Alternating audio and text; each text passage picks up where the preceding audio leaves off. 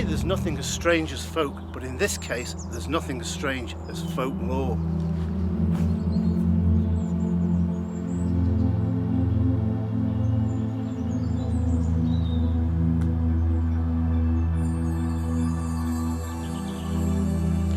This church, dedicated to the saint, St. Werburgh, is over 1,000 years old, and not only is it 1,000 years old, it's just one of 24 timber frame churches in England.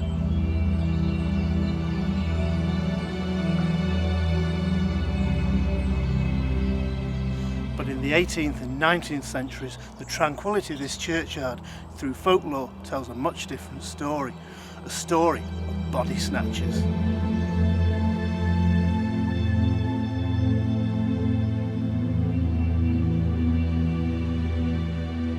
Join me as I take a look at the possible evidence that may well indeed prove this folklore to be true.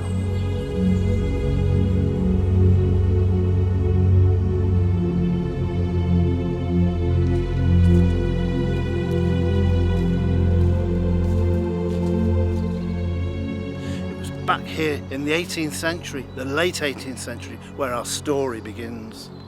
At the back of the churchyard lies an embankment with a steep slope, and this goes down to what was once the riverbed of the River Mersey. However, by the end of the 19th century, the River Mersey had been cut off with the development of the Manchester Ship Canal. But the story goes that on cold, dark nights, the body snatchers would approach the church down the River Mersey before tying the boat up to the embankment and scrambling up the steep sides to try and get to the corpses.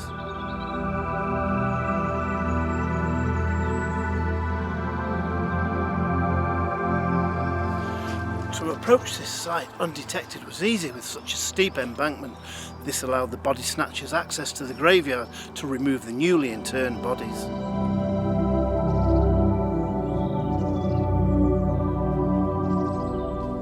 Until the introduction of the Anatomy Act in 1832, it was indeed not illegal to take corpses from graveyards.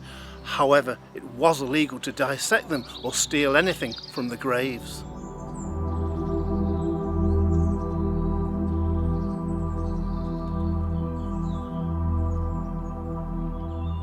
So bad did the problem become here at St. Werburgh's Church that when people were buried, families would camp out in the churchyard for up to a week, keeping an eye on the bodies to make sure that the body snatchers didn't return.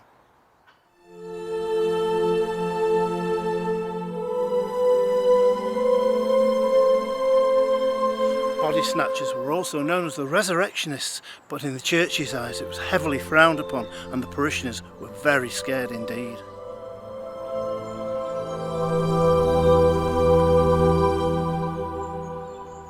Now this door may not look anything special, but just take a closer look. If you look here, you can see where they've drilled a hole through the door some 100 or so years ago so they could keep an eye on the graveyard at night.